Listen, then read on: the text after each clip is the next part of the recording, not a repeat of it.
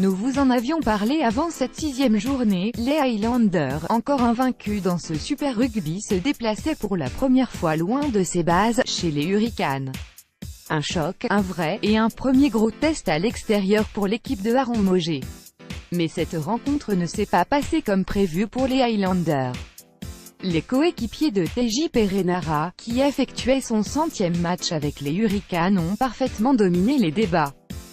Frappant les premiers dans la rencontre avec un essai de l'inévitable Beauden Barrest, transformé par lui-même, ils se sont facilité les choses en menant à la pause 12-5.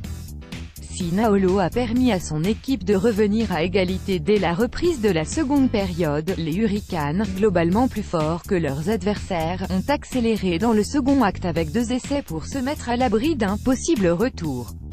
Au final, un succès 27-12 qui permet aux Hurricanes de se placer en seconde position dans la conférence néo-zélandaise, derrière les Crusaders. Les Highlanders, premiers avant cette journée, glissent en 3e position et réalisent la mauvaise opération du week-end.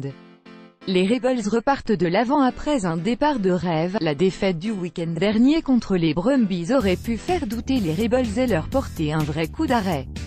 Pourtant, vendredi, ils ont une nouvelle fois impressionné en s'imposant facilement 46-14 à domicile contre les Sharks.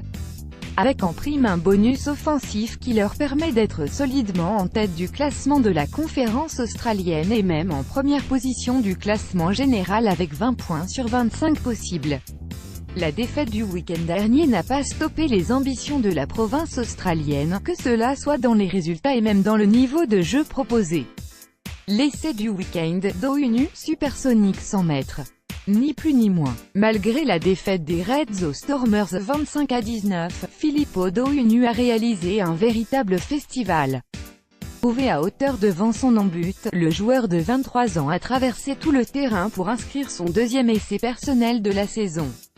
Sa pointe de vitesse, impressionnante et ses appuis tranchants ont fait la différence sur l'action. Aucun joueur des Stormers n'a pu rattraper le Fidjien malgré une tentative de cuillère d'un défenseur australien. Si cet essai n'a rien changé à l'issue du match, il est d'autant plus impressionnant qu'il est survenu sur la dernière action du match. Réaliser une course de 100 mètres après avoir 79 minutes dans les jambes est une performance notable et remarquée. Les Jaguares font tomber les Lions. 2e victoire pour les Jaguares dans ce Super Rugby. Les Argentins sont venus à bout des Lions à domicile, 49-35, au terme d'un sacré match de rugby avec pas moins de 10 essais inscrits. Une victoire méritée, tant la province argentine a dominé la rencontre, menant tout le long de la rencontre. Pour les finalistes de l'année dernière, c'est déjà la 2e défaite en 3 matchs. Les coéquipiers d'Elton Gentiès sont beaucoup moins impressionnants que la saison dernière et devront élever leur niveau de jeu s'ils veulent faire au moins aussi bien que l'an passé.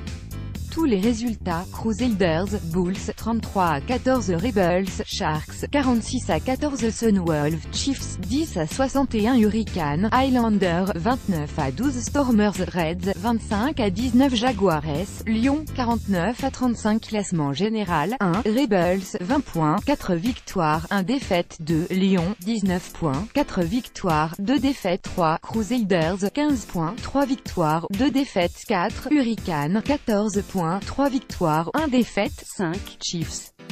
13 points, 3 victoires, 1 défaite, 6, Highlanders, 13 points, 3 victoires, 1 défaite, 7, Reds, 13 points, 3 victoires, 2 défaites, 8, Stormers, 13 points, 3 victoires, 3 défaites, 9, Waratahs, 10 points, 2 victoires, 1 nul, 1 défaite, 10, Sharks, 9 points, 1 victoire, 1 nul, 3 défaites, 11, Brumbies, 8 points, 2 victoires, 2 défaites, 12, Jaguares, 8 points, 2 victoires, 4 défaites, 13, Blues, 6 points, 1 victoire, 3 défaites, 14, Bulls, 5 points, 1 victoire, 4 défaites, 15, Sunwolves, 2 points, 0 victoire, 5 défaites par Paul Arnoux.